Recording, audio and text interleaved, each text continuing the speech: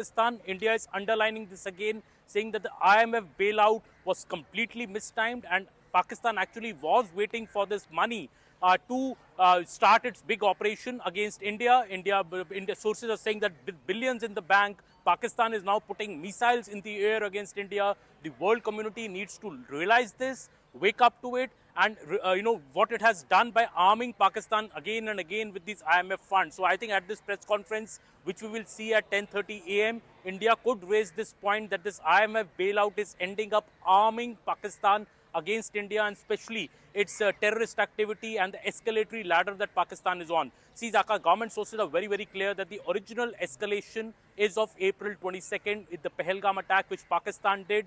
India did its offensive on May 7th, 96 hours ago, by doing Operation Sindoor, but only targeting terrorist infrastructure of Pakistan, not targeting any military infrastructure, not targeting the civilian population. The targeting of the military infrastructure, that cycle, Zaka, Indian government sources are saying, has been started by Pakistan. On the morning of May 8th, we saw the first these 300 to 400 drones trying to attack our front air bases, and today morning, with missiles, Pakistan is trying to take out our multiple air bases, Pathankot, Udhampur.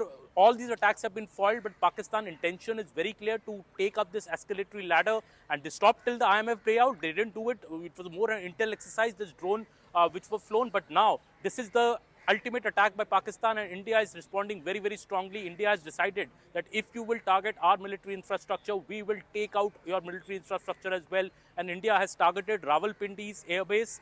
This is deep inside Pakistan, Zaka, and this is a big, get ahead of myself, but I think Indian government is very, very upset over this IMF bailout, and is very clearly saying that Pakistan is to blame for this escalation ladder that we are on. And just very quickly, there was some note or some justification of why India abstained at the IMF meeting yesterday. What's the rationale? What's the reasoning behind that? Zaka, the government says that basically there is no option to say a no to a vote. You can either abstain or say yes. That has been the convention at the IMF, and IMF has many member countries, but every member country is not like one member, one vote. Your economic strength actually has a larger proportion in the vote there. So there are many questions being asked, Zaka, here also, that, why did the US not come out strongly to block this bailout for the IMF for Pakistan? So a lot of questions are being asked in the Indian security establishment, because India yesterday put up a very, very strong objection to this IMF bailout. India was also preparing for it for the last 2 to 3 days, knowing very well that if Pakistan gets this money, it could, the escalation in fact could climb, and India's fears are only coming true. The world community needs to sit up and realize that, what it has done yesterday, and I think India is going to strongly protest about this at the press conference as well, I believe. All right, Aman, thanks for that. We'll come back to you at the 10 o'clock press conference, 10:30 press conference. Now, Anand, you have the images of the intercept of the ballistic missile? This is over the Sirsa skies and what looks to be a portion of the Fateh missile. So this is from Sirsa. It's landed on a field. It was intercepted on the skies of Sirsa. I'm going to check with our team if we can put out the map and also the visuals. We can split it on this wall so that our viewers can understand the map graphics and with these visuals, because it's landed on Sirsa. And why this Sirsa is important? Because this Fateh missile, this ballistic missile, many believe was intended towards the national capital. It was intended towards Delhi. We'll try and show you these visuals and then try and split it here on this wall itself with the map graphics and these pictures, because then you can understand where this is. So if you can just pull this out, put this out, and just the map, because where Sirsa is, we need to understand where Sirsa is. Sirsa and the trajectory of the missile, many believe, was headed towards the national capital. And this is the big portion. This is the big portion. This is the big portion of the back end of the Fateh missile. So you'll see the tail, and that's the tail portion of the Fateh missile. Now you see these are authorities who are already there. The local police is already there, cordoning off, and now they're taking them away. It's being carted away. The portions have been now lifted, put on the back of a big vehicle, a pickup truck, and then they'll be carted. This is the big shot. Now, this is the picture. Now, look at this. This is the Fateh missile back end. Now, if you have seen pictures of Pakistan flaunting the Fateh missile, the rear end of this portion with the wings and this is exactly similar to the design of the Fateh missile, and that's the reason why the ballistic missile launched towards the national capital. That is the level of escalation that Pakistan has triggered. Pakistan has triggered soon after the IMF bailout. So within 15 minutes of the IMF bailout at 12:05 a.m., that's when this was first reported or registered, that the possibility of ballistic missiles being fired towards Bharat. And later in the night, the confirmation coming, this has landed, it's been intercepted. So our air defense systems, the Indian forces air defense systems are capable of thwarting even ballistic missiles. This is the biggest proof of it, and perhaps egg on the face of the Pakistanis at multiple levels. But more importantly, how treacherous Pakistan can be. This missile has landed on a field in Haryana, in Sirsa, and this is where it is. Now have a look at this. This is Sirsa. This is where this missile has landed. Look at the trajectory. Where is the national capital? The trajectory of this missile was towards the national capital. That's what many people are expecting this. We are going to wait for confirmation during the media briefing that this missile, these are portions of the missile. Again, more pictures coming through, more small fragments that after this entire missile was disintegrated, it was demolished, it was intercepted, and fragments have landed all across in Sirsa, in Haryana. And understand this, Sirsa, this is the range, this was the direction. This is the national capital region.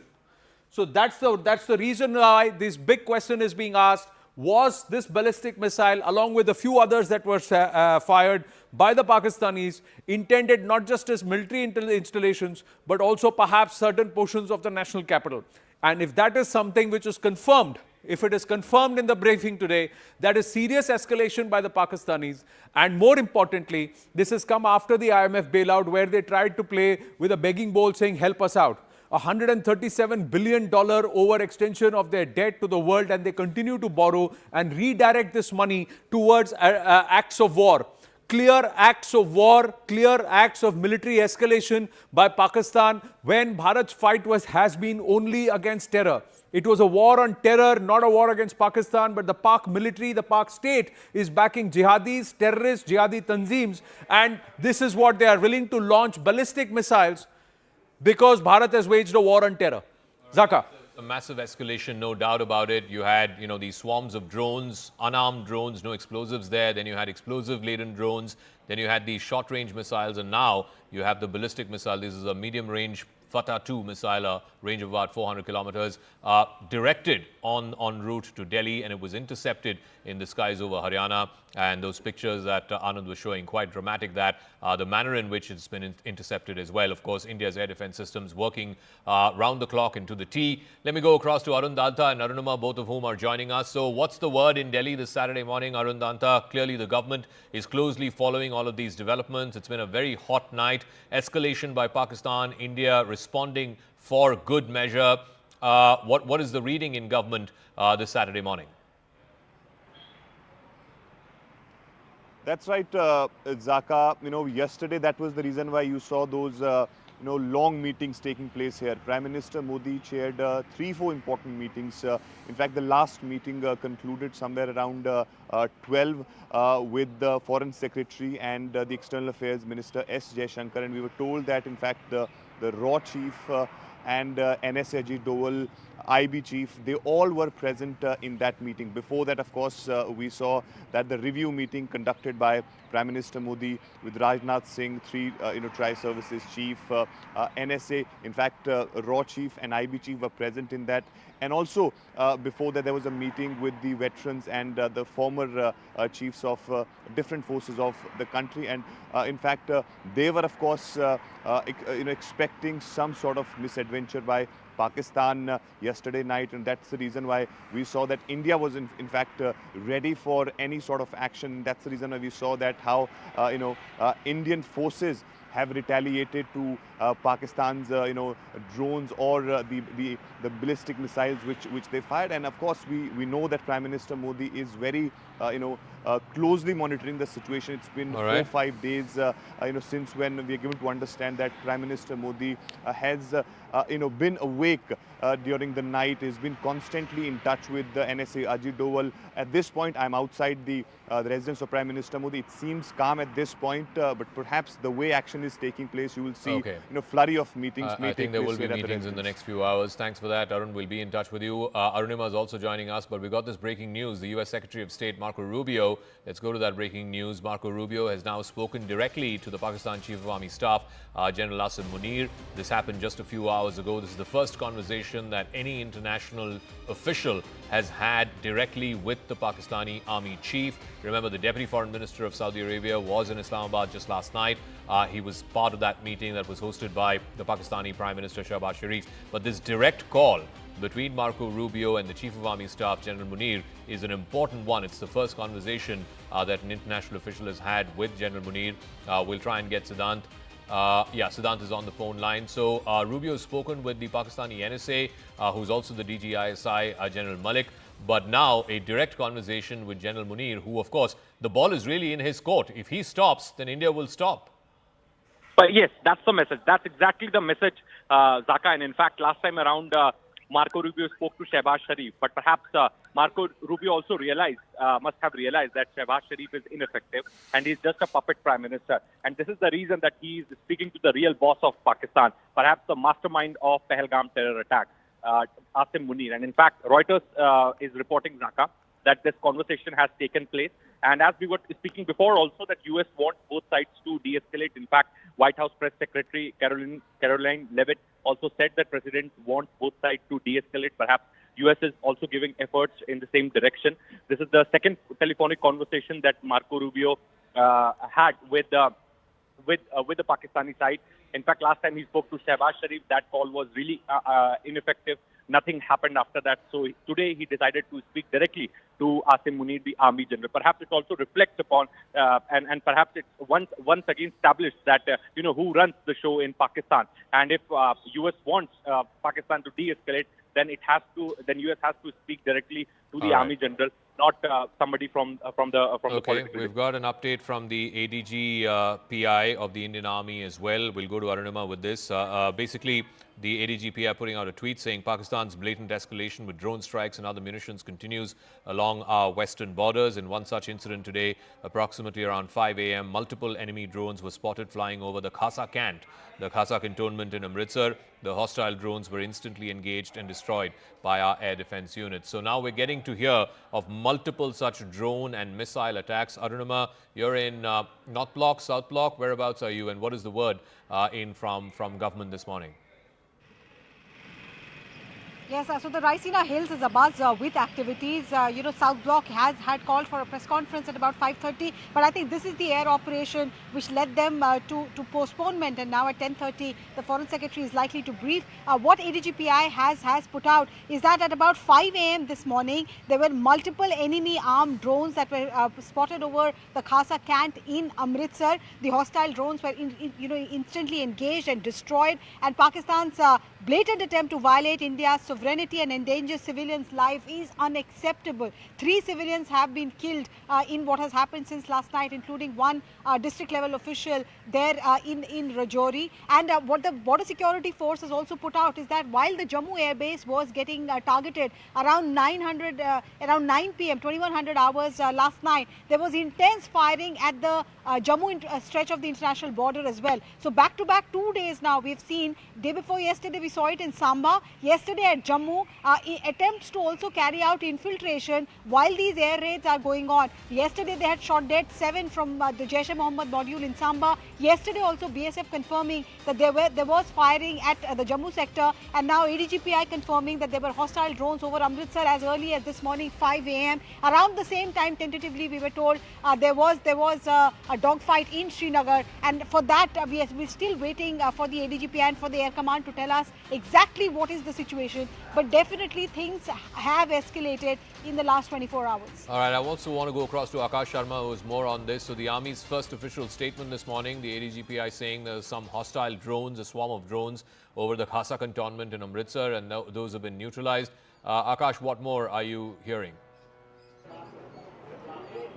Right. So first of all, two important things in this tweet by the ADGPI. First one, that they are somewhere acknowledging the attack launched towards Amritsar today in the morning that we had also reported Zaka. And second, that they are saying the message is loud and clear that it cannot be accepted. Armed forces are in fact reacting since morning, and we have been learning, as Arunima pointed out, the dogfight, of course, the air defense, thwarting the attempts and destroying the enemy drones, and also Indian Army destroying the enemy posts. So a number of things are happening, but civilians are somewhere affected, Zaka. I have been mentioning this since morning, that while they are targeting the military infrastructure, they are also possibly targeting and intentionally targeting, civilian properties. And this is the reason why we have the damages like such that I am showing you in the visuals in the backdrop. Zaka, Indian Army and in fact Indian Armed Forces are going to brief us officially in some time from now, where we'll get to know as to what was the sort of action that was taken last night in retaliation. Of course, we know that how their air defense systems at different Air Force stations in Pakistan were targeted and in fact destroyed. But as far as other information is concerned and other inputs are concerned, so we are waiting for that particular brief. I'll once again try to show you the visuals there. There you can see the damage. Zaka, it was it is not in fact confirmed as to what it was. I'm showing you those broken glasses of that particular window there. People are also talking about some sort of projectile and then the splinters. So possibly it can be a kamikaze drone that hit the building and then got destroyed. So we are waiting for the confirmation. Okay. But looking at the damage, it seems so. There you have the main target was that building. Rajesh ji, if you can show that building was the main target, Zaka, and then okay. I believe CM is there. Yes, CM is there, and I'll try to. All right, we'll come back to you, Akash, in a moment as you try to go across and see if we can get a soundbite from Omar Abdullah. But the ADGPI's tweet showing these pictures as well. Those are the remnants of the Pakistani drone that was sighted above the Khasa cantonment in Amritsar. Arunima is also there with us. I can see some wheels. I'm not sure what the wheels are. Clearly, it seems to have hit something on the ground. Those are the remnants, the wreckage that you can see from the drones that were sent over the Amritsar cantonment. Arunima, what more do we know? See, there's also a video that has been tweeted out by the ADGPI handle. I think it is showing how the drone attack, the hostile drone attack, was taken down, and these pictures, gives you a sense of the marking that you see. YHAPFWH. The filling date is mentioned there. The filled lot is mentioned. The explosive lot, the weight, the total. So this looks like an ammunition that was being carried with the drone that the ADGPI has tweeted out. The ammunition and the remains of the drones, and also the time when the drone was intercepted. So there's visual proof, there's video evidence that is now being given out, and this is a trend that we have seen ever since Operation Sindoor has begun. And top government sources, government functionaries actually confirmed this to me, that after Balakot and after the surgical strike post Uri, there was a lot of question mark. Pakistan tried to negate the surgical strike by saying that nothing has happened really here. But this time India has gone prepared with technological advancement. Also, it is better prepared. It's putting out evidence to show Pakistan's complicity. All these labeling on the ammunition, the filling date, the batch number, the lot number is going to be shown to the international community to prove that Pakistan's escalation, and Pakistan is trying to target civilians, target our military base, escalate the entire situation. And Pakistan is definitely suffering a bloody nose by the way their misadventure is being countered by our air defense system.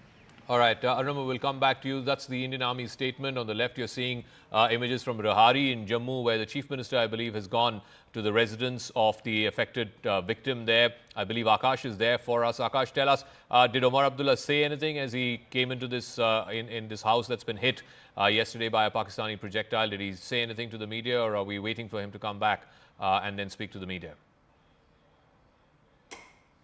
Not yet, Zaka. He has gone, upstairs to check the sort of damage that this property has received. Possibly he'll be, coming back and will be speaking to media. But this is important, given the fact that civilian properties are being targeted, and we have, received this sort of damage where not just this property but the adjacent properties are also damaged. In fact, the vehicles that are standing on this particular road, Rajesh will show you the visual. In fact, have got damaged.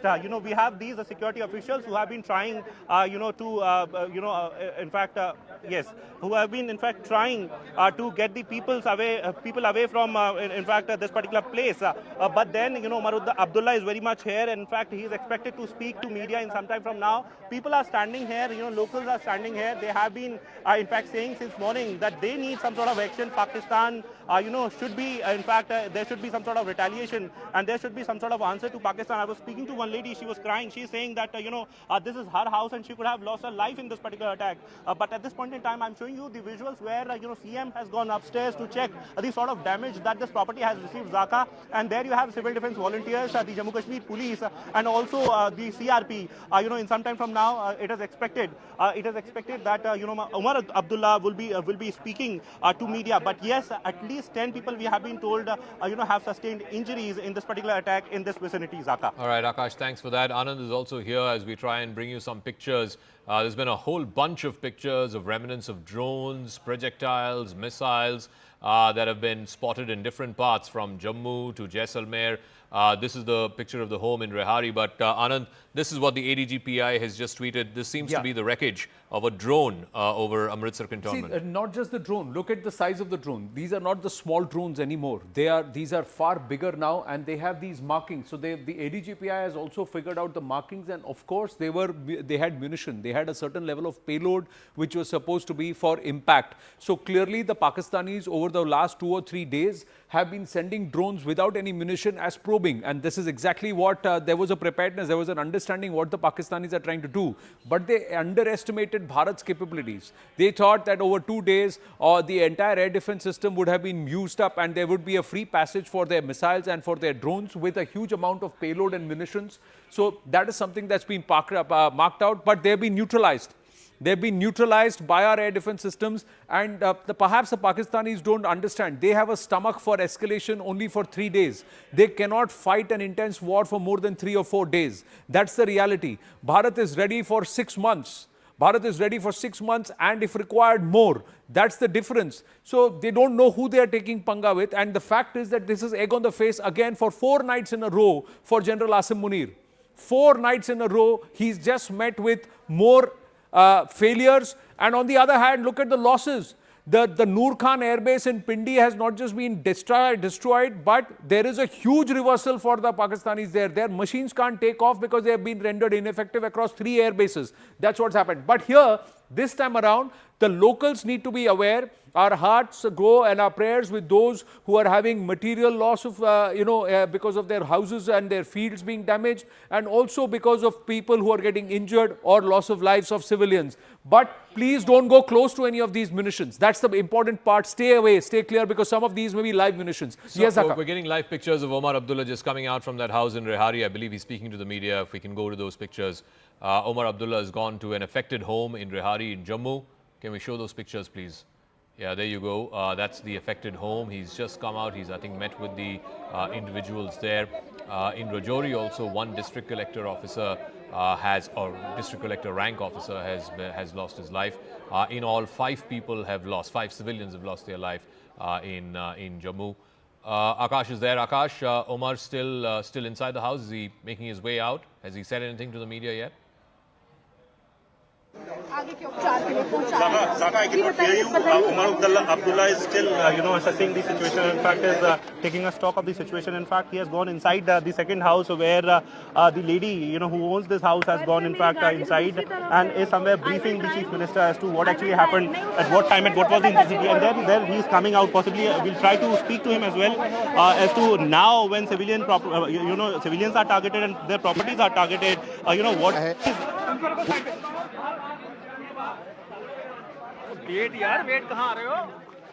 All right. So, has in fact gone to some third property now, and in some now he is expected to speak to media.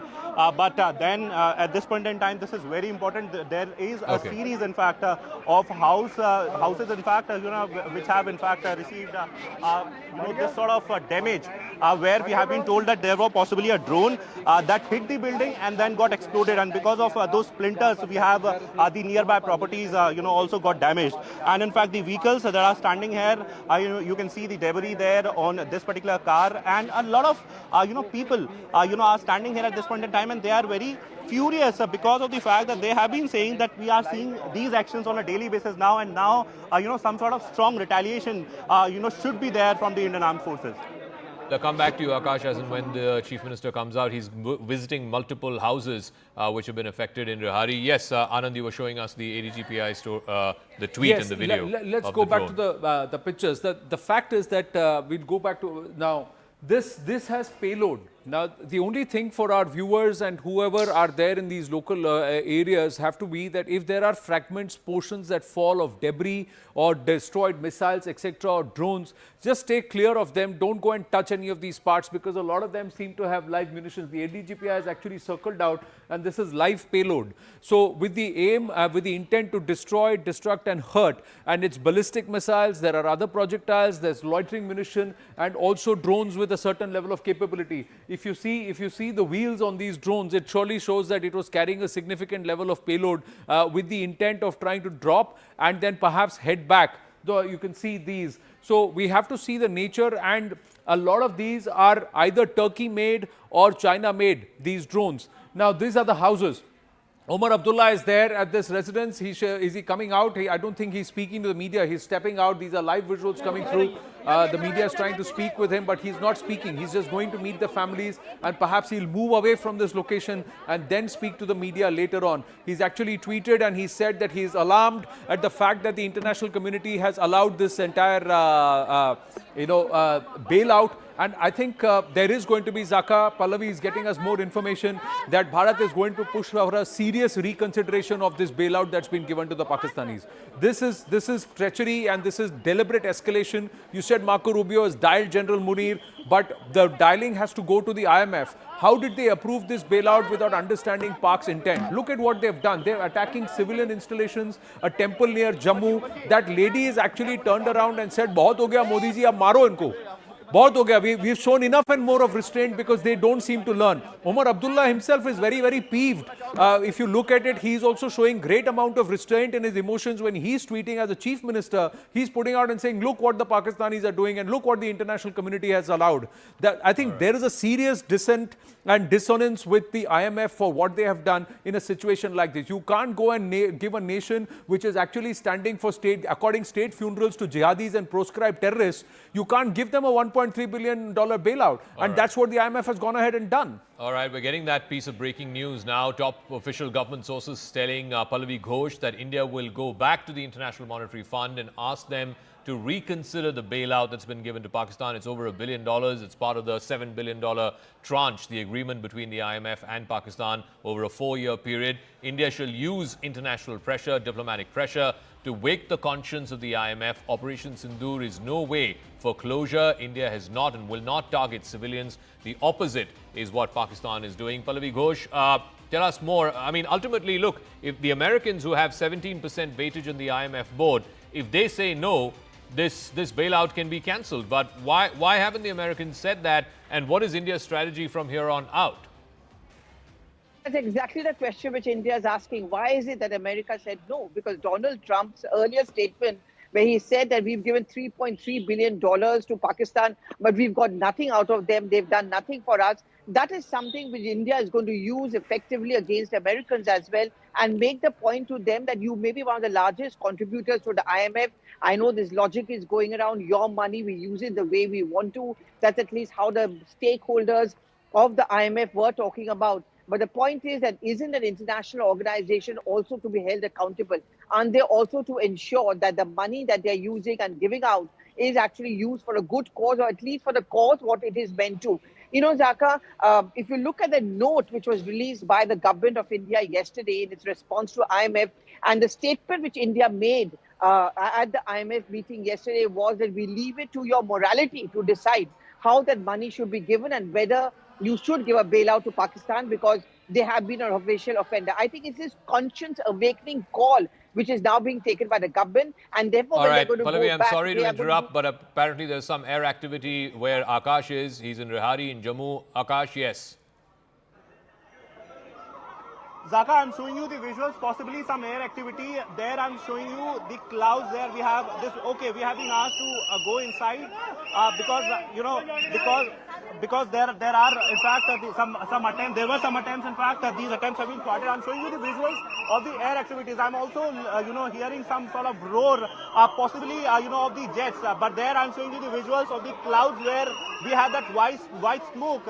And in fact, we have been told that there is some fresh attempt possibly when CM was here, Zaka. All right, that seems to be some activity there, some air activity. The reporters have been asked to move inside. These are the remnants of the damaged buildings in Rehari. So these are deferred pictures as well. We'll come back to you, Akash, as and when we can establish some confirmation of what kind of air activity there is. You could hear sirens in the background as well. There you can see an official asking Akash to move in. I believe the three defense chiefs have also reached South Block. There is a high-level meeting going on, and this will continue. This will continue through the day. If you're joining us at 9 o'clock this morning, these are the big headlines. It's been a hot night between India and Pakistan at the line of control at the international border. Let's bring you up to speed with what you should know in this escalating situation between India and Pakistan. Headline number one, Pakistan's Fateh missile that was aimed at Delhi has been intercepted and downed over Haryana. You can see the images there, massive remnants that have been left behind, the wreckage that's been left behind. This is a ballistic missile, 400-kilometer range, was in the direction of Delhi, but it's been intercepted over the skies of Haryana, and you can see it's fallen, the wreckage has fallen in the open fields there in Haryana. The villagers taking those pictures earlier this morning. Headline number two, it's not just in Haryana, in Srinagar, in the Lasjan area, in the outskirts of Srinagar, parts of what is believed to be a Pakistan Air Force jet, which was brought down in a dogfight.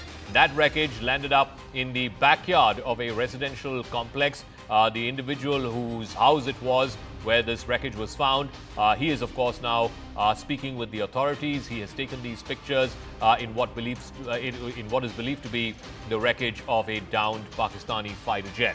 Headline number three, India has managed to intercept Pakistani drones. These are two sets of images, CCTV images. This is the second set showing the wreckage after the interception happened. This is in the Jammu Narwal sector. The interception happening there. That's the first set of images. The interception happening in the night sky. And then the second set, which shows the destroyed Pakistani drones and the launch pad that was used by Pakistan to launch those drones. So you can see fire and smoke up in the fields in Jammu. Headline number four, a part of a drone has also been found in Amritsar. You had the ADGPI. This part is what was found in rural Amritsar. You can see the fields there, the fields being readied for the next season. You can see the part of the wreckage. That's clear that these are drones in rural Amritsar. The ADGPI also tweeted the drone that was visible in the Amritsar Cant, in the Khasa Cant in Amritsar. That too has been brought down by India's air defense system. Headline number five, a Pakistan projectile has been found in Lasjan in Srinagar. Ishan was there. This is the same area where you saw the wreckage of what is believed to be a Pakistan Air Force jet being brought down after a dogfight. What that is will be established by the authorities. Our Ishan Wani was there reporting from the backyard of that residential complex where which is the point of impact. Headline number six, a bomb-like object was found in a place called Jamla village in Pokhran in rural Rajasthan, in the deserts of Pokhran, Rajasthan. The Indian Army managed to neutralize this drone and missile attack in the sky, and what you're seeing is wreckage of that missile. Headline number seven, Pakistan targeting civilian areas. That's where our Akash Sharma was reporting from in Rehari. Multiple homes have been targeted. There's a temple called the Shambhu Temple in Jammu. That has also been targeted. Overall in Jammu, 5 people, I'm afraid, have died, both in artillery shelling as well as in Pakistani projectiles that have been hitting parts of Jammu overnight in the last 6 or 7 hours. So Jammu seems to be badly affected because of the overnight escalation of projectile, drone and missile attacks from Pakistan into India and India's response. Headline number 8, there are damaged parts of a drone that's been found in the Narsu area in Udhampur. Udhampur, of course, the headquarters of the Indian Army's Northern Command. We don't know what nature this drone is. You can see the Army officials there taking away the remnants of this. This is from Narsu area in Udhampur. Security forces are on the spot. I can report to you there is no damage to the Udhampur air station or any part of the headquarters of the Indian Army's Northern Command.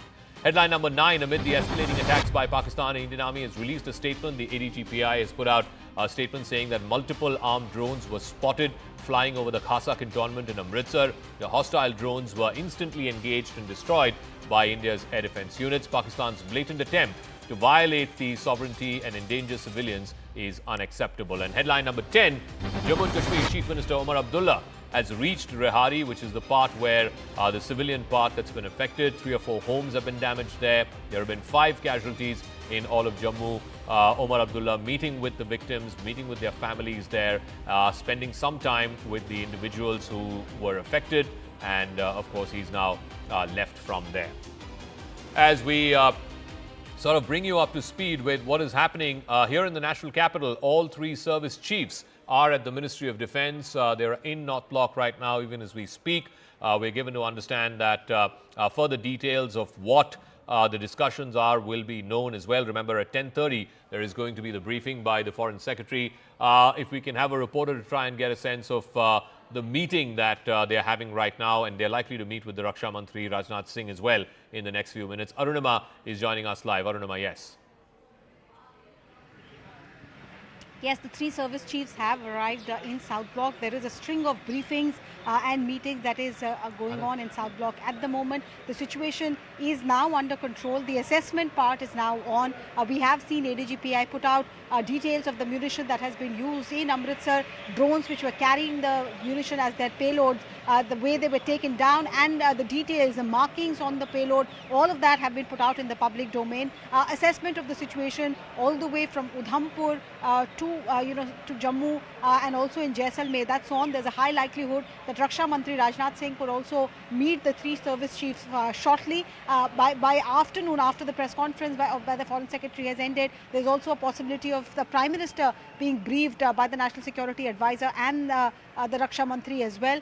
One thing that one must highlight is that the deliberate misinformation that is going on from Pakistani social media handles, most of them have been blocked by India, but international media is picking up some of those and India is countering them. One of which said that, an Indian Air Force jet has been down.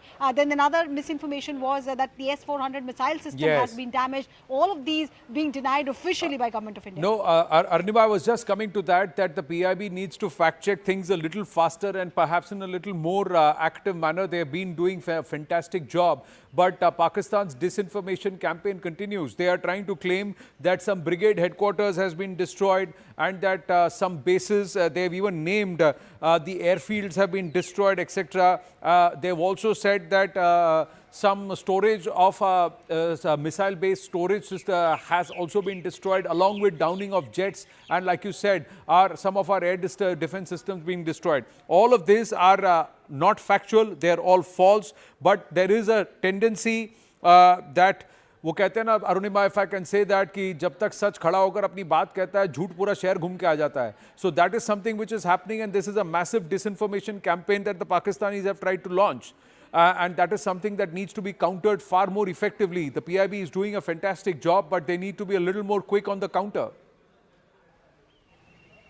Yes, and the problem is that even though we are checking and putting out information that has been verified, there are international media houses, since these are Pakistani official handles which are putting out baseless information. There are a lot of international news outlets that are picking up, quoting Pakistani sources. Let me give you a string of disinformation that has happened since early this morning. First, Pakistani media claimed that the Udhampur air base has been damaged. It has been categorically denied by the Indian Air Force and by South Block that none of our air bases have suffered any damage, be it Pathankot, be it Jammu or Udhampur. Next, they said that in Chandigarh, a missile depot has been damaged. Again, something negated by South Block. We just spoke about the S-400 missile system. Pakistan has claimed, and international news outlets have picked this up, that our S-400 missile defense system, our air defense system has been damaged as well. Completely baseless, denied. They have put out old photographs and said that Indian fighter jets have crashed in their operation that began last night post midnight. Again, India has fact checked, saying this is an old video which is being recirculated. So Right. yes, both the South Bloc and the Ministry of Information and Broadcasting negating the lies of Pakistan. Right. Thanks for that, Arunima, and I think we'll continue to put that out. And kudos to the PIB. They're working very, very hard. These are times of where war is at multiple levels. Bharat is waging a war on terror, but the Pakistan military and the Pakistan state seems to have unleashed a war against Bharat itself at various levels, and they are very devious. The enemy is very devious. They will use a lot of disinformation, and their aim is to also create and divide Bharatiya people based on communal lines or other lines. And we have to mount a collective effort, a whole of Bharat approach has to be mounted. Let's quickly go across to Siddhant Mishra joining us at this point. Siddhant, Marco Rubio has picked up the phone and spoken to General Munir. What does this indicate? In the meantime, Bharat is also launching a massive non-kinetic counter because it's a diplomatic offense on the IMF bailout. So take us through what's happening on the non-kinetic front. Yes. Well, as far as non-kinetic front is concerned, Anand, then this morning we received a statement from foreign ministers of G7 countries. In fact, they have condemned Pahalgam terror attack, and in fact, they urge both sides to de-escalate. Perhaps coming to your question, Marco Rubio is speaking directly to Asim Munir, signifies that US knows who is calling the shots in Pakistan, point number one. Point number two, last time around, Marco Rubio rejected his counterpart, Foreign Minister Ishaq Dar, and spoke directly to Shehbaz Sharif. But then US also realized that nothing is going to happen because Shehbaz Sharif is a puppet prime minister. So today they decided to speak directly to Asim Munir. So this message should go out loud and clear to the world that who is running this country. Point number one. Point number two, that there was a surprise visit from Saudi Arabia, Anand. In fact, we were the first one to report that. And the Saudi Deputy Prime Minister met EM S. Jaishankar. In fact, we have also been told that he called on Prime Minister Modi, though there were no photographs released by the Indian side regarding that particular meeting. Yesterday, he was in Islamabad.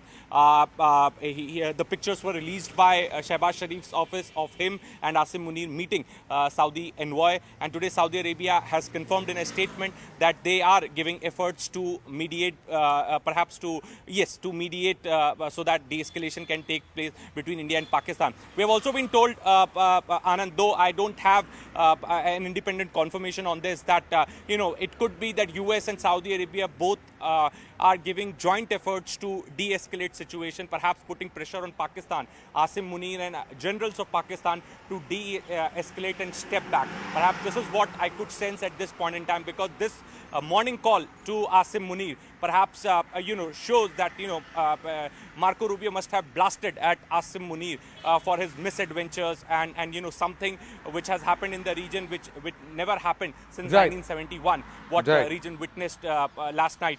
It's all because of Asim Munir.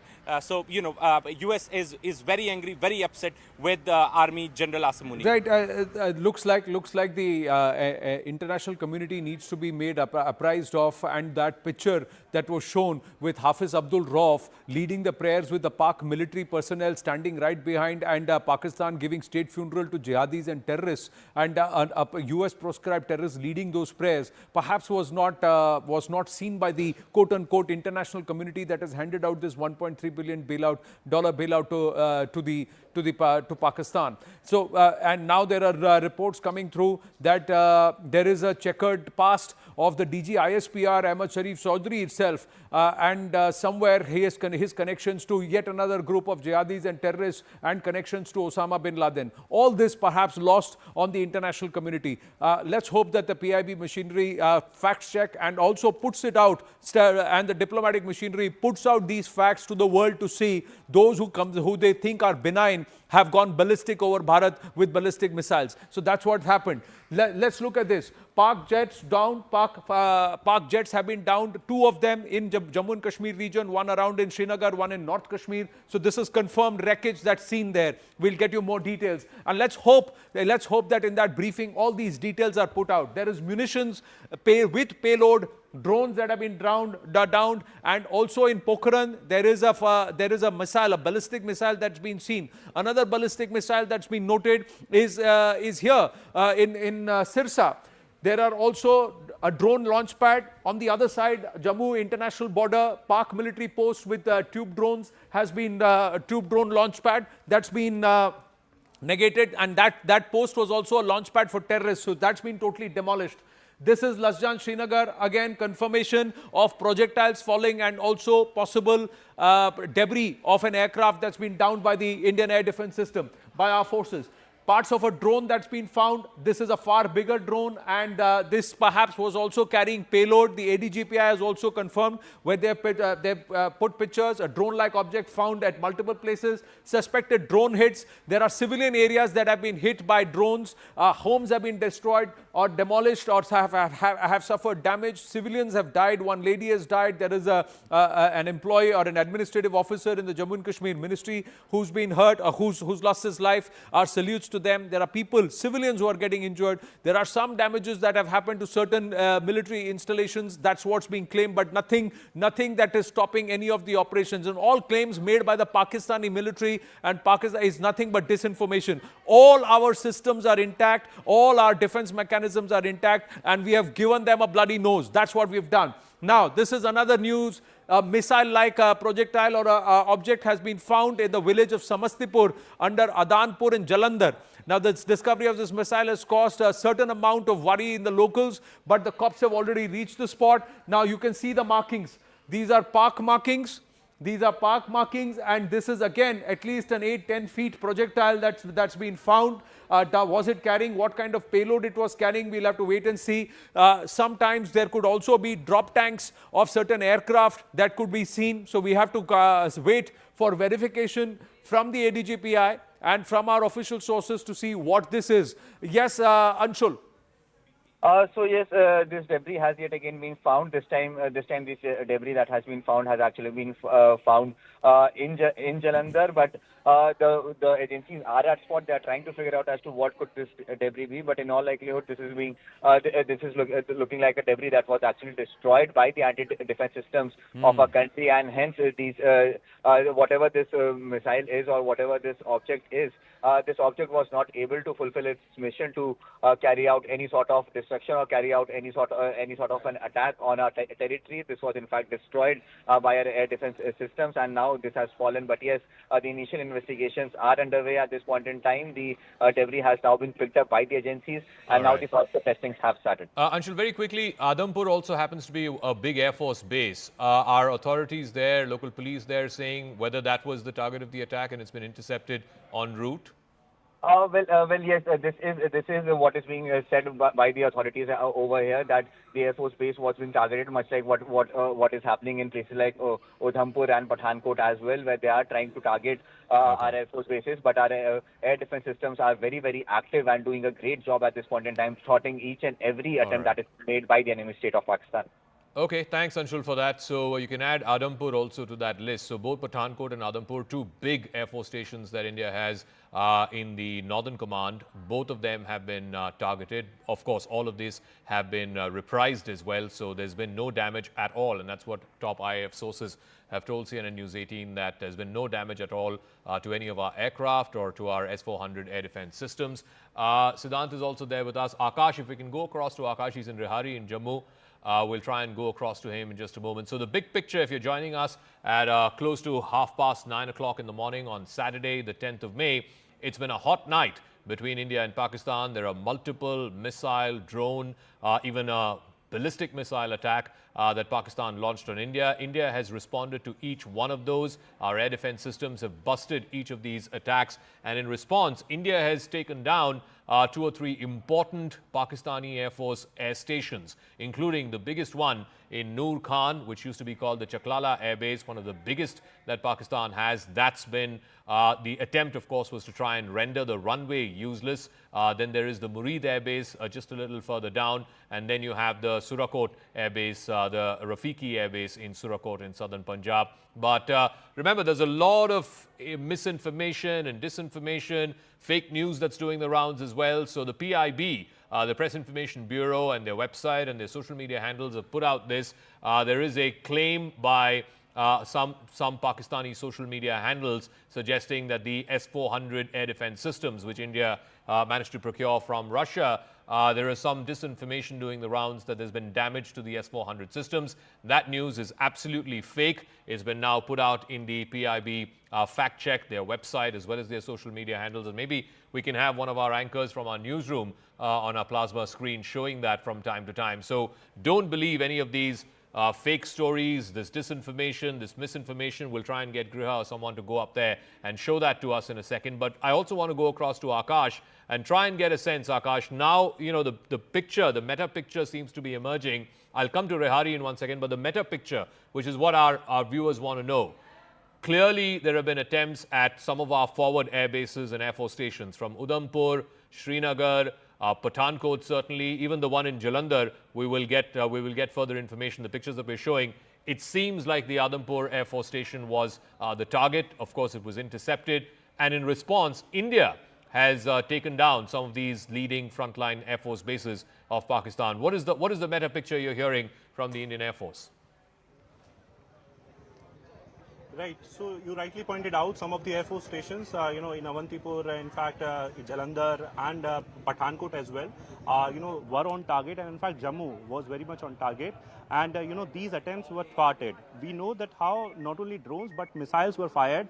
And we have been told that India strongly retaliated. And this is the reason why, we had a dogfight where we have a confirmation that dogfight indeed happened in Srinagar. And then the air defense also worked in a similar way. But Zaka, I want to highlight here, the Indian Air Force has officially denied that there is no impact or there is no hit, on S-400, air defense system. And in fact, there are several sort of locations that have been propagated by the Pakistani handles, and all of this information is in fact rebutted by the Indian Armed Forces, because this is very important at this point in time. Though we don't have access to these Pakistani handles, but yes, international media is somewhere picking the information, and the official version from Indian Armed Forces should be carried as well. And that's the reason why Indian Air Force has now come out in public and said that there is no damage or hit to any S-400 battery or the sort of system. Also, as far as these attacks are concerned, so Zaka, their primary target is, of course, the air assets, fighters, and the air defense systems as well. I was discussing it a bit earlier that how they have been targeting. They have, in fact, they want to try, S-400 and Akash missile system. One, they don't know the locations. Second, they want, and this is possibly the reason why they want to target all the, Air Force stations specifically that are very close to the borders. Akash, they are masters at disinformation. They are masters at disinformation. The Pakistanis will try anything and everything. To all our viewers, to all those who are getting active on social media, let's do our job responsibly and let's stand up for our country. Let's not push any claim that's being made by any pro-Pakistani or Pakistani handle, because it's disinformation. Look at what our defense systems are capable of. Trust this. This is what, for 4 nights, not a single missile projectile has been able to find its mark. They have all been neutralized. This is a live picture of how our air defense systems, the Indian Armed Forces air defense systems, are neutralizing projectiles, missiles, loitering munitions sent by the Pakistanis. And this is all happening in the air. Listen to this. You can see the projectile trying to travel over the Indian airspace, and there you will see the flares first coming in, which are the distraction, and then the mechanism, how it works, and the entire projectile then being damaged, split into multiple parts, into shreds. It's being torn into shreds on our skies. So these are the fireworks courtesy the Indian Armed Forces. So these are the fireworks courtesy the Indian Armed Forces, and what's being blown to bits is the Pakistani devious intent. So have a look at this. Let's play the nats again. Let's look at the whole sequence. Have a look at the whole sequence.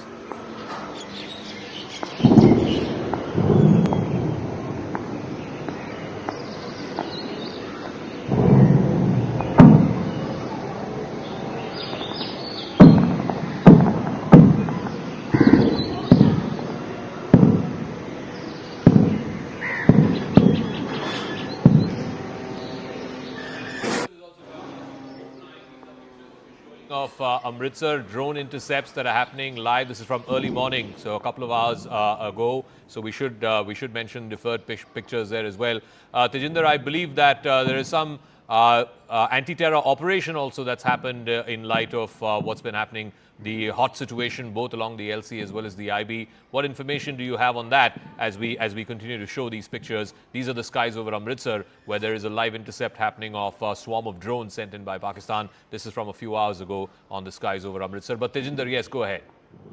Yes, Zaka, there is a massive anti-terror operation that has been launched by our security forces near the international border in Suchetgarh area of Araspura sector, where the locals informed the police that 4 suspected people carrying weapons, wearing salwar kameez, have been seen roaming around some vital military installations in the area. So now a massive operation has been launched by the army, by the BSF and by the Special Operation Group of Jammu and Kashmir police to ascertain who these individuals are and whether they are a threat to us, and if they are, they have to be neutralized. If you remember, Zaka, just yesterday the BSF had said that a major infiltration bid was foiled by them in the Samba sector, wherein 7 intruders belonging to the Jaish-e-Mohammed terror outfit who tried to infiltrate into the Indian territory were shot down. So at a point when our security forces, especially the army, the air force, is engaged with the hostilities from the Pakistan side and giving a befitting response to Pakistan, the sources are telling us that Pakistan has activated its terror network in Jammu and Kashmir and have asked them to carry out certain attacks across Jammu and Kashmir. But the security apparatus in the entire region is on heightened alert, and all such nefarious attempts by the enemy, whether in the hinterland, on the line of control, or from across the line of control, would be foiled. Yes, all right, Tejinder, we'll leave it at that. Thank you very much. These are still pictures that we are playing from Amritsar from a short while ago, a few hours ago. This is the early morning pictures. There's been a lot of focus on Amritsar for the last 2 or 3 nights. And the concern there, the worry there is that the Pakistanis might attempt something fishy, something nefarious around the Golden Temple, which is, of course, the holiest site for Sikhs around the world. So far, all their attempts have been thwarted by the Indian air defense systems. But I also want to go across to Griha, who's joining us from the PIB fact-check wall here in our newsrooms. So the PIB handles have been putting out these fact-checks of Chinese propaganda, Pakistani propaganda. The latest seems to be that the S-400 systems have been damaged. That lie has been busted. Griha. Absolutely. That's the big thing that came out of Pakistan. It has been completely dissed by India. But let me also put across a few of the other fact checks that India has been constantly doing, Zaka. This is the Press Information Bureau. It has, in fact, put out several of these instances, like this one, where there was a claim that was made by a Pakistani handle that an old Indian Air Force crash really had happened. This was a claim that has been dissed by the PIB, where they have gone on to claim that several pro-Pakistan social media accounts are falsely claiming that 3 fighter jets, we're not just talking about one Indian Air Force jet, 3 fighter jets have crashed in different areas in the Himalayan region. But that's been completely dissed and a claim that this is fake, where the PIB says that this is an old IF crash photo circulated. It has got no link to the India-Pakistan situation. If we also take a look further, Zaka, there was a claim that was being put out through various social media posts asserting that a cyber attack by Pakistan has caused 70% of India's electricity grid to become dysfunctional. Claims that were floated by Pakistani handles. This claim is absolutely fake, is what, and these were the tweets, by the way, that the PIB has put out and branded as fake, and this fact check again by the Press Information Bureau. The third one, particularly, and this was the most bizarre one, of course, after the S-400, was social media claims where they said that India was trying to attack the Nankana Sahib Gurdwara. There was a drone attack at that Gurdwara. That also has been completely dissed, and they have claimed that this is a Khalistan propaganda, something that is absolutely fake. So these are the claims, and PIB is completely on their toes. They have been putting out these facts so that nobody falls for these misinformation, the disinformation campaign rather, coming in from that side of the border. All right, Griha, we'll leave it at that. We'll check in with you from time to time about this massive disinformation campaign that's been undertaken by Pakistani social media handles that, of course, has been busted by the Press Information Bureau social handles as well as their website. I want to go across to Arunima, who's joining us from South Block. Siddhant is also joining us from South Block. There's a meeting, I believe, Arunima, of the three defense chiefs. In the next few minutes, I believe they will be meeting with Rajnath Singh, the defense minister, as well.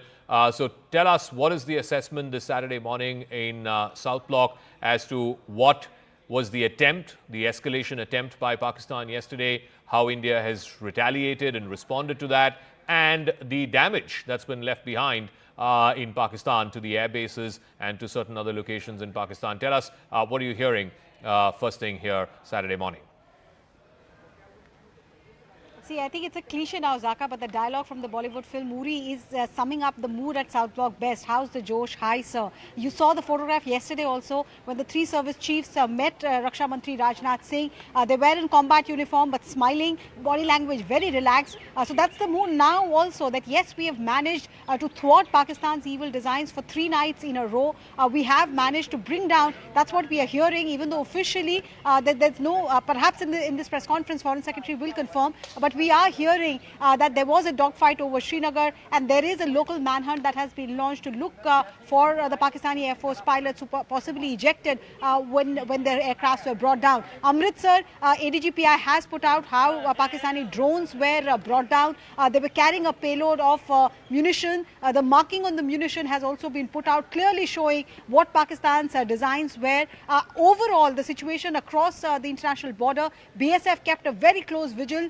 In Jammu, across the LOC, yes, we have lost 3 lives, including one district level official who was part of the relief and rescue. A shell landed at his own residence and he succumbed to his injuries later. 2 others, civilians, have also lost their lives. So yes, we are paying a price in terms of civilian lives, because Pakistan is focusing on targeting civilian areas, and that the establishment is also noting if there's a pattern, the way temple areas are being targeted, the way the Jammu temple was targeted. Similar pattern was seen in Uri also. I think Ishan sent us a ground report. Hindu dominated areas, temple areas. Is there a design? Because the entire Pahalgam attack, which was the initial escalation, was communal. They had asked for the religion and then killed. So is that communal agenda going ahead for Pakistan vis-a-vis targeting Gurudwara, targeting Hindu temples?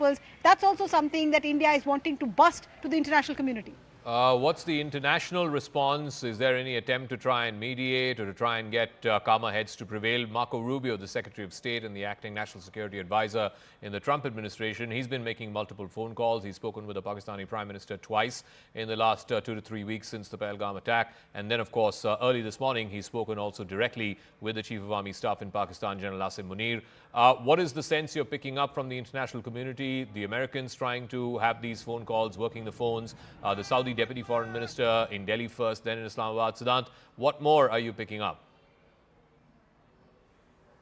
Well, yes, that's right, Zaka. What I'm picking is that Saudi and Americans both are perhaps giving efforts to de-escalate tension between India and Pakistan. In fact, this phone call, which was made by Marco Rubio to Asim Munir, perhaps signifies a lot of things, Zaka. In fact, it's kind of a message where which America wants to send out, that since nothing happened after Marco Rubio spoke to Shehbaz Sharif, so now America is directly speaking to the army chief. Perhaps we have also been told, Zaka, that Marco Rubio told Asim Munir categorically, very clearly, that that Pakistan needs to de-escalate or be ready for future consequences. Point number 1. Point number 2, Zaka, as you rightly said, a Saudi Deputy Foreign Minister was here in India day before yesterday and was in Pakistan yesterday. In fact, Saudi Arabia is also using its office and also leverage with both India and Pakistan to de-escalate tension. So, at this point in time, we should look both Saudis and Americans, proactively using their leverage with India and Pakistan to diffuse the crisis at this point in time. But Zaka, this has been escalated by Asim Munir. He is the real perpetrator of Pahalgam attack. and you know and the first escalation came from Pakistan on 22nd of April, when 26 innocent people were killed in in Pahalgam, and after which India responded. And you know, in fact, India's position is still very clear that if Pakistan will do misadventure, we will punish them. So what happened last night, where India took down 3 Air Force bases in Pakistan. Perhaps we have also been told that their planes are down. All their attempts to infiltrate Indian territory have been thought is a punishment to Pakistan, and India wants this message to be projected in this manner, that since Pakistan did misadventure, so we punished Pakistan. The Noor Khan Air Base, of course, is the biggest. It used to be called the Chaklala Air Base. It has both the fighter jets, the F-16s, the military transport aircraft, the C-130s, and then there's the Murid Air Base, both of which are close by to each other, just a few kilometers, and those two have been badly affected.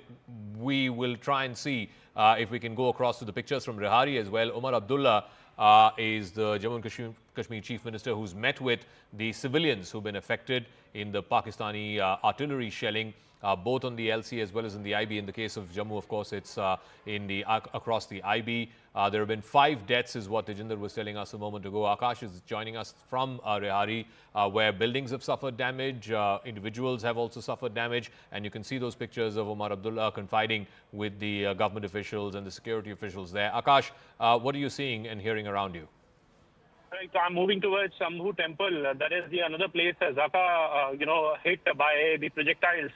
Now, the possibility is that these are kamikaze drones, because at this location, in fact, in the civilian population where I was, there present just a while back, there, in fact, we have multiple buildings, that have got hit. One building, primary building, has got, damage, in fact, major damage. And then we had, splinters that have affected the nearby building. So possibly these were kamikaze drones. This is what the assumption is. But then, even now, on and off, the air activities are happening in Jammu specifically, we talk about. And air defense system is somewhere thwarting those attempts, where Pakistan is somewhere trying to, target the establishment, the military establishment primarily. But then we have the civilian infrastructure that has got impacted. And in fact, this Shambhu Temple and this, civilian population, one colony in Jammu, have been hit by the Pakistani drones or the missiles. In fact, forensic teams are very much there. Forensic team is checking as to, what was it and what is the kind of damage that is very much, there and is being witnessed by the population. So CM Omar Abdullah was there in this population, in this civil, area where, people have, in fact, spoken to the CM, and CM was, in fact, taking a stock of the situation. He has gone to this Shambhu Temple as well, and we are learning that he is visiting several places that are impacted somewhere after these sort of attacks that have come from Pakistan, Zaka. All right, Akash, we'll wait for you to get there. Omar Abdullah is reaching the Shambhu Temple there, where again the projectile fell on the outer perimeter of the temple. What we do know is in that particular attack, there's been no casualties, no one has been injured. But the fact that a temple has been targeted, and we've seen this pattern from Pahalgam, even over the LC firings, the artillery firings, the violations of the ceasefire that happened. There were Hindu temples and Hindu homes that were targeted. Let me also try and get you a sense of what is happening. The meta picture right now at 9:30 in the morning. The one thing that we can tell you is that the escalation has now gone up a couple of notches up the escalation ladder. It was Pakistan that chose to escalate. They tried to hit some of our forward defense bases, particularly Air Force stations from Udhampur to Srinagar to Adampur to Pathankot, the biggest air base in this part of the woods, in the northern part of the woods, the Sirsa Air Force Station. They even sent out a Fatah-2 missile, a ballistic 400-kilometer range missile in the direction of New Delhi. It was, of course, thwarted in the skies over Haryana. So, in response, India hit back, and it is hit back substantially against at least 3 air bases in Pakistan. The Noor Khan Air Base, which is the biggest in Rawalpindi, it houses a military training college as well. And then you have the Murid Air Base in Chakwal, and then you have the Surakot Air Base, the Rafiki Air Base. 3 air bases have been hit by India in retaliatory firing. Anshul is now joining us. He's, of course, in Jalandhar. we're also given to understand that Pakistan launched a biker Yeehaw kamikaze drone in Amritsar in Punjab. So both in Amritsar and in Jalandhar, we're hearing multiple reports, Anshul, of swarms of drones being sent by the Pakistanis. What are you hearing and seeing the morning after what has been a very dramatic and escalatory night? Well, definitely there are a lot of reports that are coming in. In fact, this just a few moments ago, there were reports of some fresh explosions that were heard in Amritsar, and at this point in time, the authorities are telling us that our air defense systems were at work. But out here, at the location at which I am standing is in Gurdaspur. Remember, there was a big explosion that was reported in Gurdaspur, and I'll just try and show you what has transpired over here. This is the kind of impact that has been made by the by the missile that was actually launched from the side of Pakistan. You can see the kind of impact, the kind of crater that it has created over here, and this is right in the field, right in a farm field over here. In fact, what locals are telling us that the impact of this entire blast was actually heard by at least 4 kilometers away from this location, and not only this, but also the window panes of several of these houses of these locals have also been smashed. I'll just try to speak to a few people.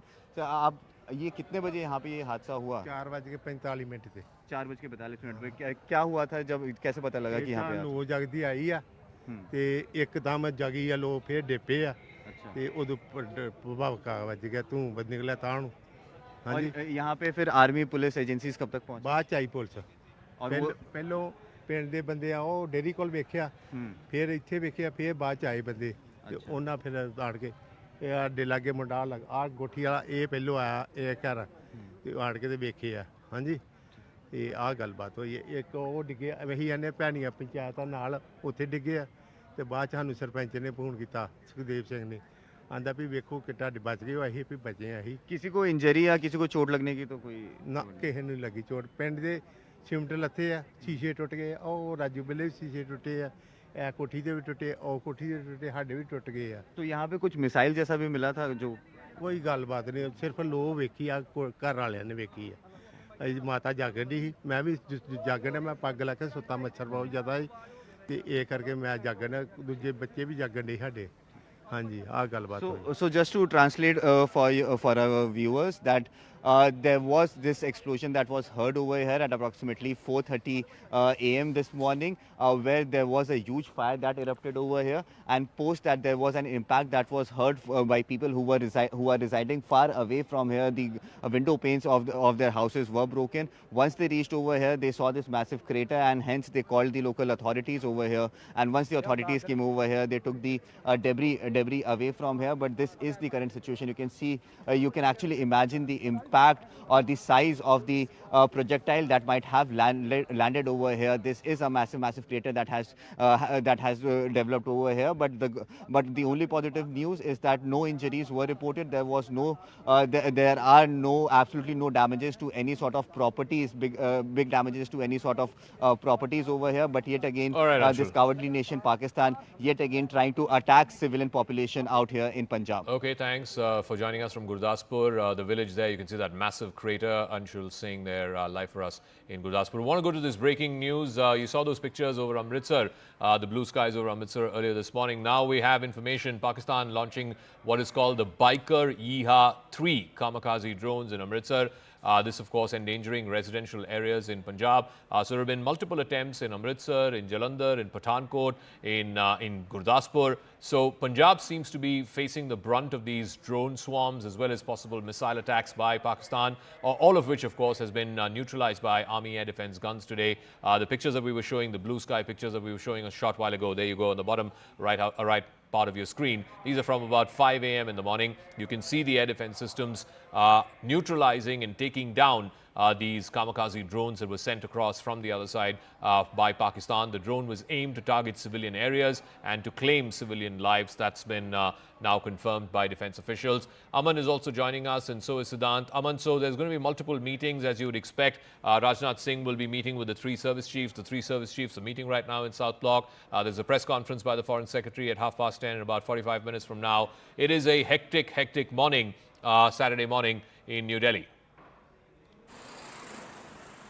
Absolutely, Zaka, and I'm just outside the Ministry of External Affairs, where in about 45 minutes from now, the Foreign Secretary and the two officers from the Air Force and the Army will be briefing the media again on what has transpired since morning. So we'll wait for the briefing to know what exactly they say, but what top sources, Zaka, are telling me are two things. Number one, saying that it is the IMF bailout. Pakistan has done this operation, this escalation against India soon after getting the IMF bailout. So it is up to the world community now to understand and to contemplate, to review what this IMF bailout actually means. India objected to it fully yesterday at the IMF, but of course the structure of the IMF is such that India could not block it. The bailout has been given, and this is what India is trying to point out now, that Pakistan waited for this IMF bailout and then has launched this big retaliation against India, big strikes through missiles targeting our forward air bases, Sirsa, Pathankot, Udhampur. They are trying to attack our forward air bases, and Pakistan is the escalator. This is the number one point that I'm learning from sources. Second point, that US Secretary of State Rubio has called up Asim Munir. He's not called up the Pakistani Prime Minister. He's called up the Pakistani Army Chief directly to tell him to de-escalate. This is very, very significant. Indian government sources are saying, number one, it shows that Pakistan is the escalator. That is why the US Secretary of State has directly called up the Pakistani Army Chief. Number two, that it is the Pakistan Army which is calling the shots very clearly. It is not the Pakistan political machinery. It is the Pakistani Army which is calling the shots, and that is why you see the US Secretary of State directly calling up the Pakistani Army Chief. So this is also something we will try and post to the MEA today. What is their view on this development? India is very clear that India's retaliation to Pahalgam April 22nd attack was over with Operation Sindoor on May 7th. Since May 7th, in the last 96 hours, it is Pakistan which has done escalation after escalation, first sending 200 to 300 drones across India from Leh to Sir Creek, 36 locations. Yesterday morning, 26 locations again are targeted by Pakistan, and this time adding ballistic missiles to try and take out our major Air Force bases. This is major escalation, Zaka. We have responded by striking as deep as the Rawalpindi air base of Pakistan, and this is India's warning to Pakistan that if Pakistan does not stop here, if it does not de-escalate and stand down, India will go to any lengths now to harm Pakistan. And that is what the message India is also going to give to the world community, that it needs to reign in Pakistan. And I think US Secretary of State called to Asim Munir, Zaka, in that sense is very significant. Oh, it absolutely is. It's the first phone conversation between the Secretary of State. He's also the acting National Security Advisor, speaking directly to the Chief of Army Staff, General Asim Munir. Really, if Asim Munir decides to stand down today in the next moments, then India will stand down too. All right, in case you're just tuning in at 48 minutes past the hour here on a Saturday morning on CNN News 18, these are the big headlines that we're tracking right now. Headline number one, India intercepting Pakistani drones over Amritsar, managing to destroy them. This is at about 5 o'clock this morning. You can see those drones being destroyed by the Army Air Defense System, working to the T, and this, of course, is from the skies above Amritsar. Headline number two, a missile-like object was found in a village called Samaspur in Udhampur. Udhampur hosts one of the big Air Force stations in northern India. This is in Jalandhar district. So a lot of these Air Force stations and air bases have been the target of attacks by Pakistan overnight. The discovery of this missile has caused a degree of panic amongst the locals. The police have reached the spot and have taken away the debris. Headline number three, Pakistan attempting to scale this up, climb up the escalation ladder a couple of notches. They tried firing the Fatah-2 missile, which is a medium-range ballistic missile, 400-kilometer range, in the direction of Delhi. It was intercepted in the skies over Haryana, and what you can see there are curious villagers who've gathered in the fields there and capturing pictures of what seems to be a substantially big part, a large part of the remnants of that Fatah missile. Headline number four, in Gurdaspur, where Anshul Singh was reporting for us just a moment ago, a massive crater seen in the ground. This again after a suspected hit of a projectile. We don't know if this is a drone or a missile that has struck there. Massive crater, again thankfully in the fields, therefore there hasn't been any casualties or any fatalities there. So that seems to be the silver lining. Headline number five, in Srinagar, in a place called Lasjan, which is on the outskirts of Srinagar city, remnants of what is believed to be a Pakistani Air Force jet. The wreckage from the Pakistani Air Force jet have been found. It landed again in the backyard of a residential complex, and therefore again no injuries reported there. These are the images of that wreckage, and our Ishan Wani was there reporting for us just moments ago. Headline number six, a bomb-like object was found in a place called Jamla. This is a village in Pokhran. in Rajasthan, in the deserts of Rajasthan, the Indian Army neutralizing this Pakistani missile. We don't know what is the nature of this missile, whether it is a projectile, which is a medium range, or a short range rocket. But yes, that debris has been removed and taken away by the authorities. Headline number 7, damaged parts of a drone have been found in the Narsu area. This is in Udhampur, which is the headquarters of the Indian Army's Northern Army Command. They have taken away the army officials. You can see them there in their uniforms and bulletproof jackets. They've taken away the remnants of this drone for further inspection and investigation. Headline number 8, there has been damage in civilian areas, particularly in Jammu, in a place called Rahari. Jammu and Kashmir Chief Minister Omar Abdullah was visiting there. He's right now visiting what's called the Shambhu Temple, a famous temple in Jammu, in Rupnagar. Fortunately, the damage was in the outer perimeter of the temple complex, so there's not been any human casualties in that attack in the Shambhu Temple in Rupnagar in Jammu. Headline number 9, and this is important, Aman was referring to this a moment ago, US Secretary of State Marco Rubio has spoken with the Pakistani Army Chief, General Asim Munir. This was earlier today. The US State Department has put out a readout, and it has said that Secretary Rubio urged the Pakistani Army Chief to stand down, to de-escalate, and that America is willing to work with both India and Pakistan to try and get calmer heads to prevail. All right, we're getting a piece of breaking news. The BSF in Jammu has managed to destroy terrorist launch pads in Sialkot in Pakistan, is what we're given to understand. You can see those images on the left side of your screen. Arunima has more details on this. Arunima, so massive shelling, artillery shelling on both the LOC as well as in the international border. But in Sialkot in Pakistan, there's been substantial damage that the BSF has managed to inflict. What more do you know?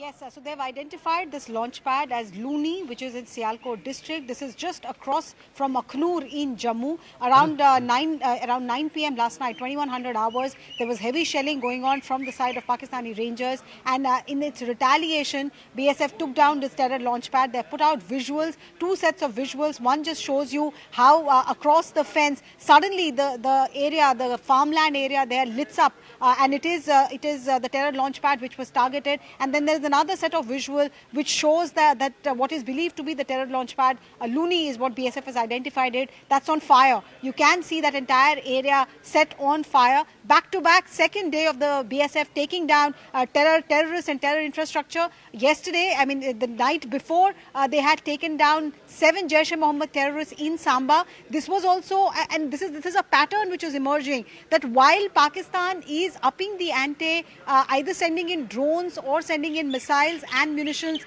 they're also utilizing the possible distraction. They think that our forces are distracted to put in infiltration attempts. So Samba sector, BSF neutralized 7 Jaish-e-Mohammed terrorists. Yesterday again there was movement noticed at the Sialkot terror launch pad, and that has been destroyed as well. So Pakistan's misadventures are being thwarted at every level by the Indian Army, by the Indian Air Force, and also by the Border Security Force. Arunima, doesn't it make us all feel proud of our defense forces, our entire mechanism, think tank, which is not just out-thought the enemy, but also tried to prove that where their thinking ends, that's where our thinking begins. So there is a certain level of preparedness that is evident at all levels. We've just got more news coming through, and we'll also try, as we get you, total 6 drones have been shot by the Indian Air Force and the Indian Armed Forces in Kutch in Gujarat, 4 by the Nalia Indian Air Force Base, and 2 by the Air Force Base or the Indian Armed Forces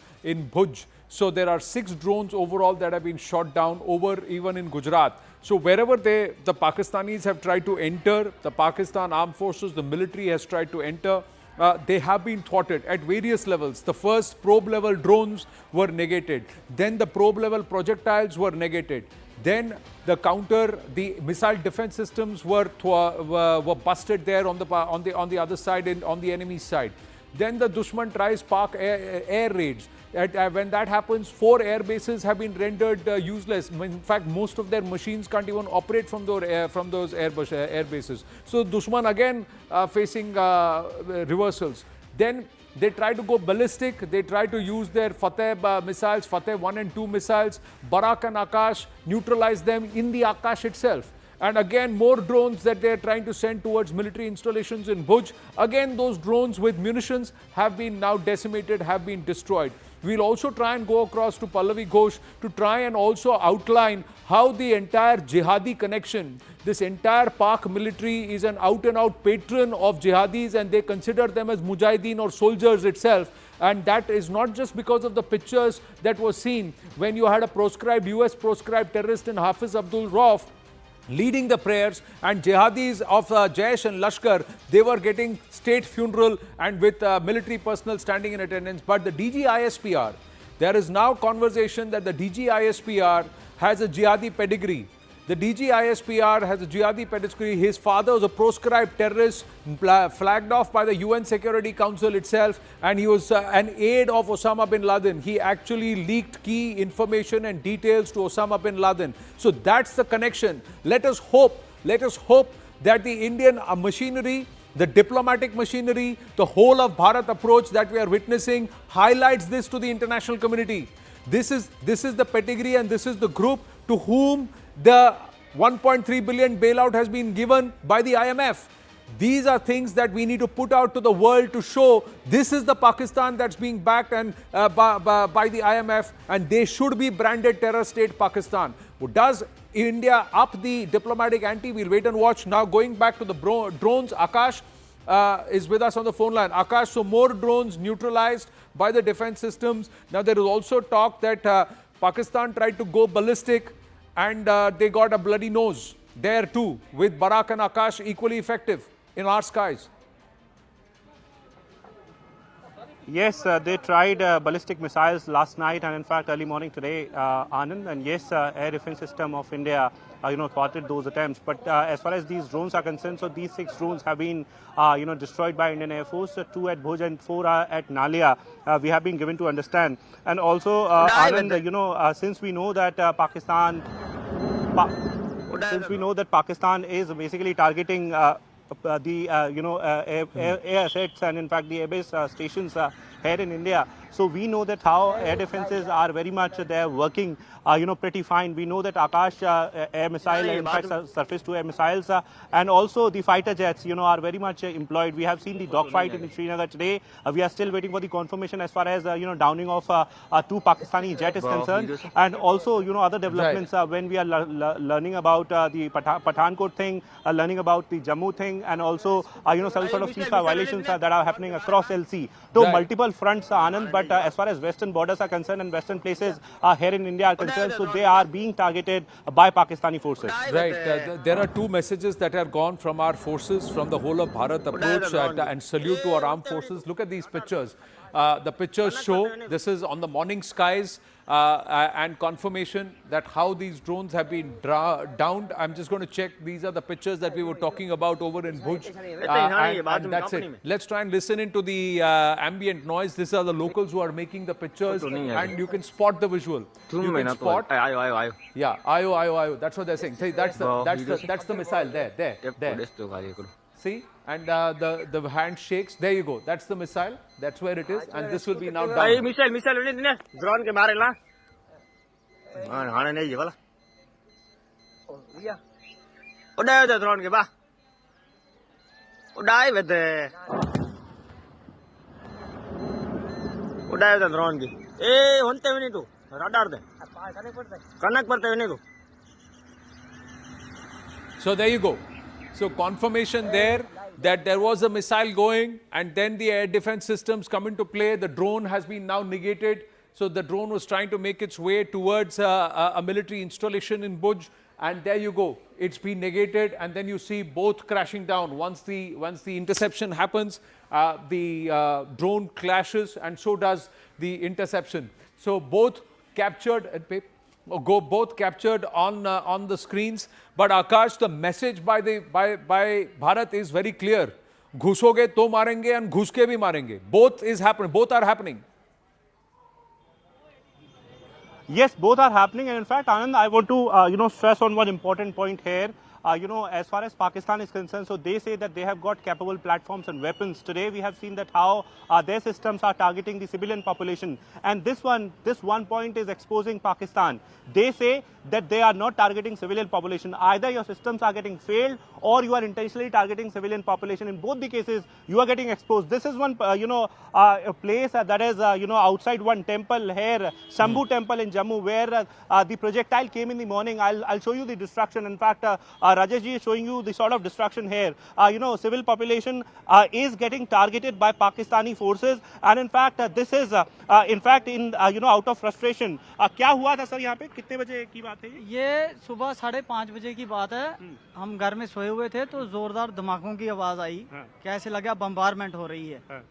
तो 6 बजे के लगभग पूरे एक ऐसा जोरदार attack हुआ जैसे लगा कि कोई मिसाइल अटैक हुआ और मेरे ही छत पे हुआ है। तो मेरा उसी समय मैं उठ के बाहर आया और अपने छत पे चढ़ के देखा तो धुआं उड़ रहा था। तो बैक साइड से देखा तो मेरे घर के बैक साइड में ही धुआं उड़ा। तो मैं उसी समय घर से बाहर आया। जैसे घर से बाहर आया तो अपने गली में बैक साइड आके देखा तो बिल्कुल इस घर में अटैक हुआ है। रहते हैं इसमें यहाँ पे ये जिनका घर है ये बेच के चले गए। यहाँ पे कोई नहीं रहता था।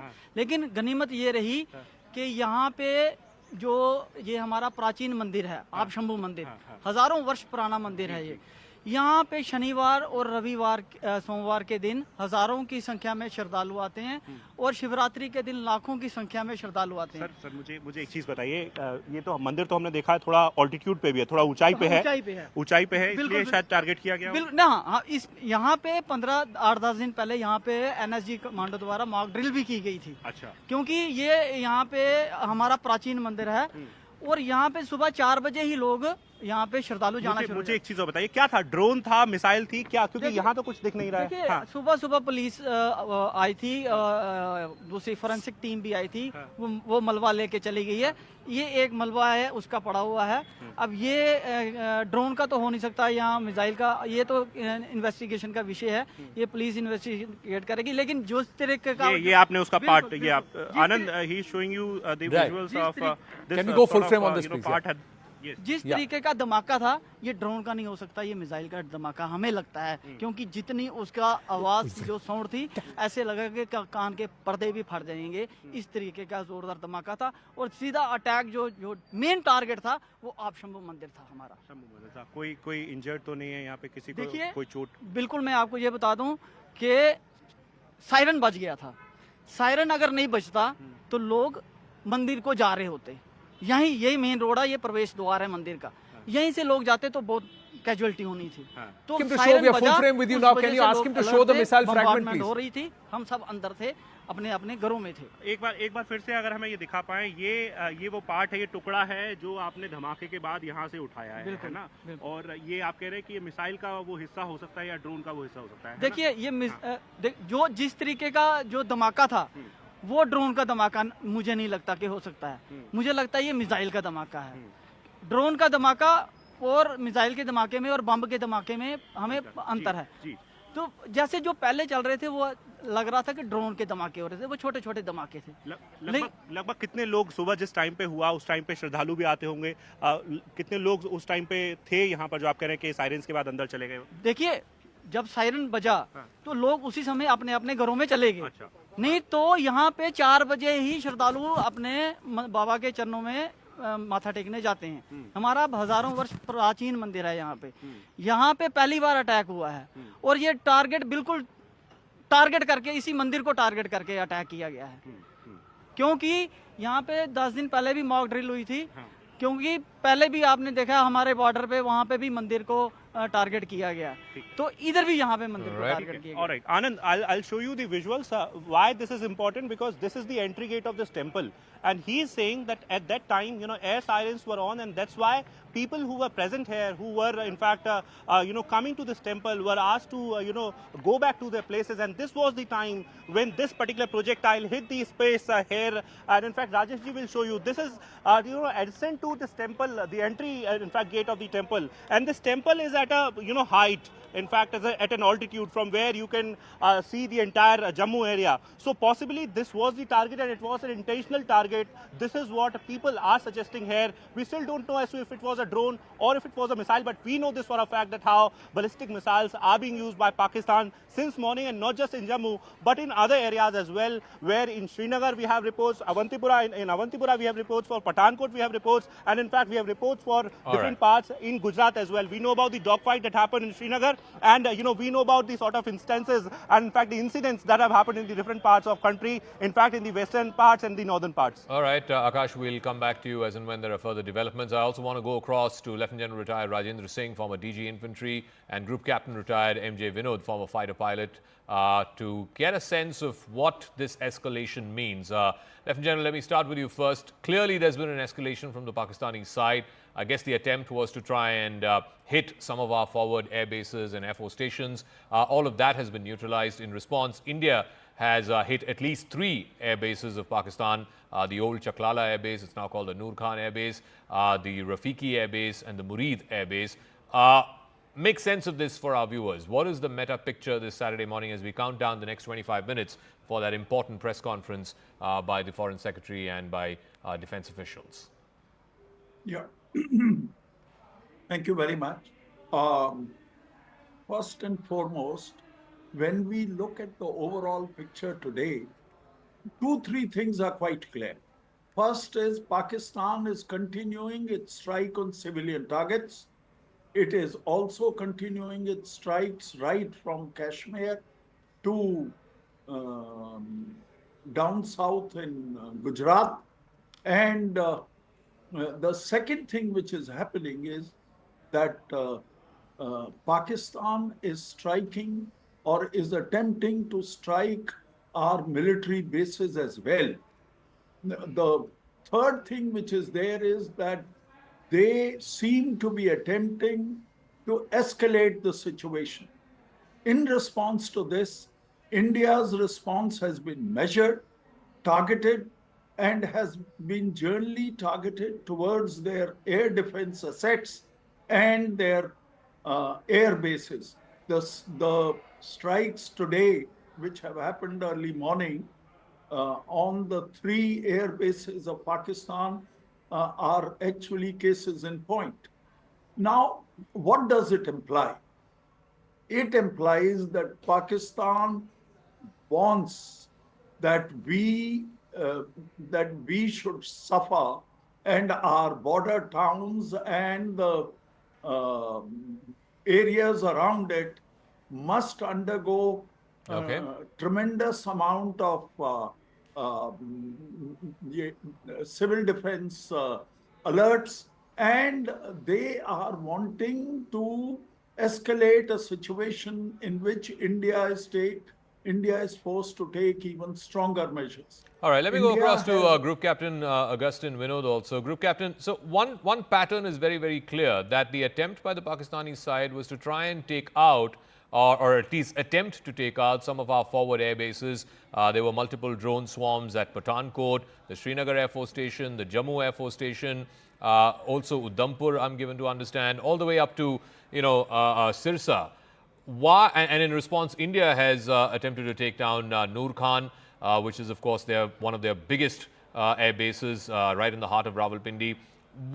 Why are either side trying to attack each other's air bases? Why is that the first line of defense that's being tried to be taken down?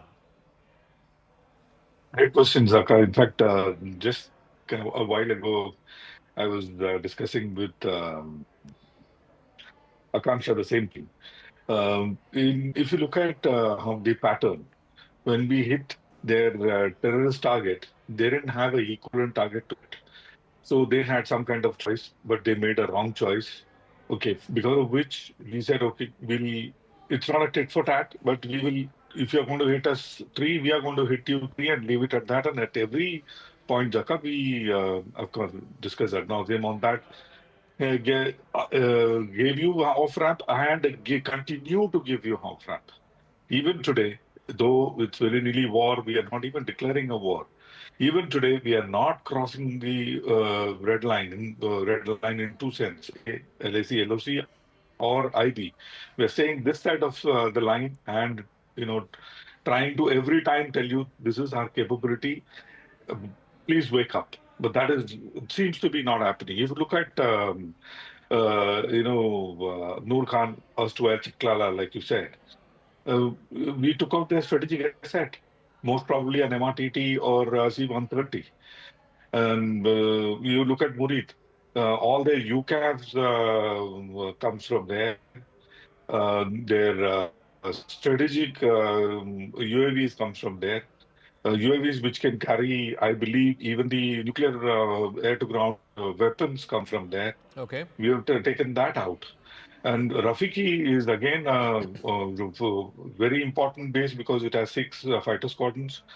Not only that, it is a very emotional base for them because it is named after squadron leader Rafiki, who got Hilale Pakistan and Sitare Surat. I think he's the only guy to have both gallantry award together in their scheme of things, and we have taken that out, and we have in the briefing also told them that's a no further. But have they got the message? I don't think so, because immediately after that came the Srinagar attack. All right. And we saw I believe we saw 2 fighter aeroplanes, if not 3, going down over Srinagar. So, okay, just give me a moment, Group Captain. is, I want to get to this breaking news as well. There is now an emergency meeting that's been called for in 7 LKM. The Prime Minister is meeting with the National Security Advisor, Ajit Doval, who has reached 7 LKM. There's now a meeting between the Prime Minister and his National Security Advisor. Arun Danta has more on this. Arun, yes, go ahead.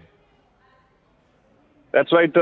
Zaka, National Security Advisor Ajit Doval just arrived here at 7 LKM, and he's meeting Prime Minister Modi. This is a very, very significant meeting, Zaka, because we know what is happening, the way Pakistan has resorted to drone attacks, and the way India is, in fact, giving equal reply with the full measures to Pakistan. And in that regard, of course, this meeting is going to be very, very important. It's been 5 minutes since NS Ajit Doval has gone inside. Remember, even yesterday, he was here for 5-6 hours at the Prime Minister Modi's residence, and he's somebody, Zaka, who's been point person for Prime Minister Modi. He's somebody who's been giving regular updates to Prime Minister Modi, starting from the day one when the Pahalgam attack happened, and how India formulated the strategy against dismantling the terror infrastructure in Pakistan, and especially in last 2-3 days, ever since India started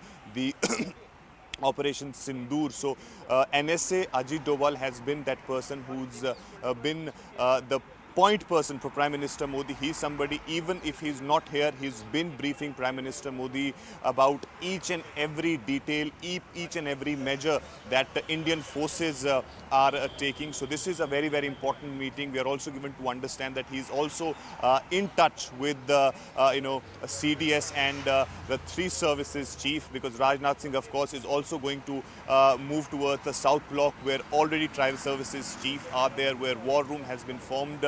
They are monitoring situation from there. And NSA Ajit Doval's visit to Prime Minister Modi is very important, because he is giving those details to Prime Minister Modi, which he of course got from the Tri-Services Chief and the CDS.